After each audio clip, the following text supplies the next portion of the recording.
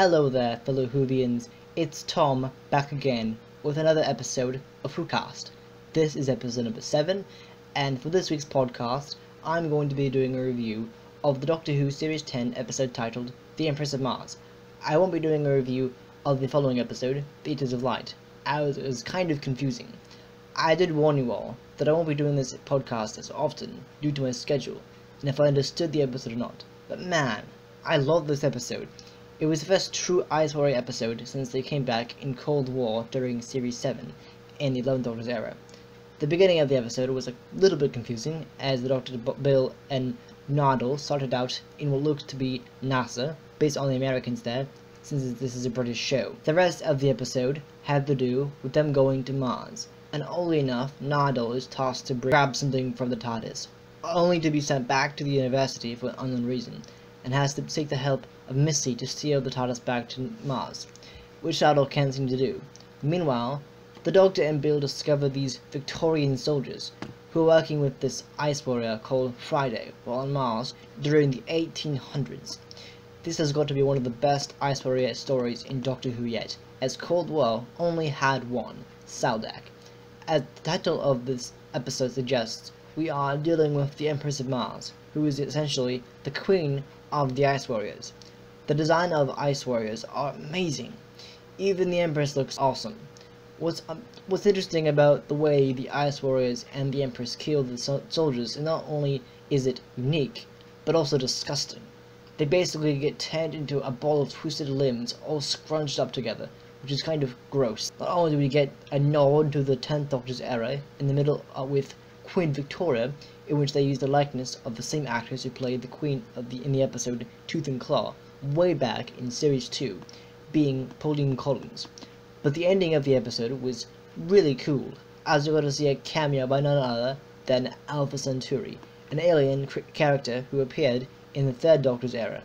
In the serials, The Curse of Peladon and The Monster of Peladon, who we haven't seen since 1972 and 1974, respectively.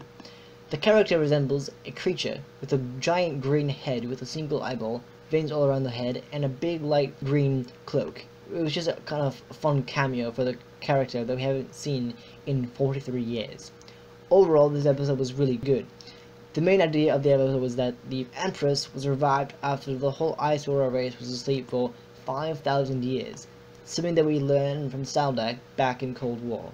This episode kind of reminded me of the Cold Blood episode during Series 5 of the 11th Doctor's era, where it's humans against aliens, in this case Ice Warriors, and in Cold Blood's case Silurians. I also loved Bill's braided hairstyle. It's interesting because normally she has afro hair, but in this instance she pulled it back into a long braid, which I liked. In the Lie of the Land, she pulled it in sort of Princess Anne style, which is also cool. But one thing about Bill is that she dons several hairstyles depending on the episode, which is interesting, and that does it for my review of The Empress of Mars. I really enjoyed it. It's also noted that this was the last episode of Doctor Who to be written by Mark Gatiss, who from my understanding is done writing for Doctor Who, which sucks, as he's not only a good actor, but a good writer. I can't wait for the 2-part finale, as we'll get to see the return of John Sim Master alongside Missy and the Mandalorian Cybermen. It's going to be epic. And lastly, is some very cool news for the Big Finish side of Doctor Who. If you don't already know, Big Finish is the company behind the Doctor Who audio adventures, featuring various Doctors, old and new, like Tom Baker and more recently David Tennant. I believe Tom Baker is still doing audio dramas as his Doctor, which isn't surprising, as even at his age his voice is very recognizable as the 4th Doctor, no matter how old he is. You put some classic series music and sound effects, and it sounds just like you're listening to audio drama from the late 70s and early 80s. They also recently brought back David Tennant for several audio dramas last year, featuring the return of Catherine Tate as Donna, and this year, Billie Piper is actually confirmed to be reprising her role as Rose in some Big Finish adventures alongside David Tennant as the 10th Doctor, which I gotta say is incredibly awesome, and I can't wait, as Rose is my favorite 10th Doctor companion. Another example is the upcoming War Doctor audio drama that will be John Hurt's last time as the Doctor, on audio form, as he sadly passed away at 77 back in January. The big news is that Derek Jacobi, who played the Master in the Series 3 episode Utopia before regenerating for the first time in Doctor Who history into John Sim is going to be reprising his role in audio form as the Master, a new audio drama by Big Finish. It's going to be called The War Master. What's interesting about this news is that the Master is one of those characters who doesn't generally get his own solo audio adventure. He usually pops up with the Doctor in the Big Finish audios, but never on his own, which will be a first. The poster for the audio drama looks awesome, as the Master is seen sporting a white beard, which makes me wonder if this is set before the events of Utopia. This would be the first time a past incarnation of the Master gets his own audio adventure. It's an interesting idea, and I'm very intrigued about it, where in the Doctor Who timeline it's set. The poster also features Daleks, which is also interesting.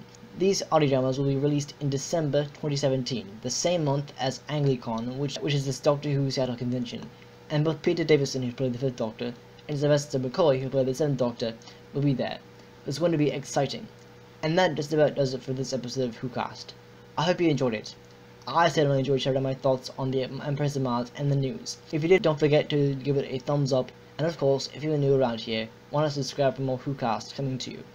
Also click that notification bell so you won't miss a single episode of Whocast. Alright, goodbye.